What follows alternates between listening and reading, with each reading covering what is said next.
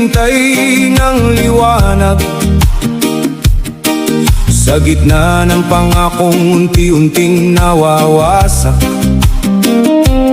Habang ang ilan ay patuloy sa kapangyarihan, ang ordinaryong mamamayan na iwan sa kahirapan. Pakinggan mo ang sigaw ng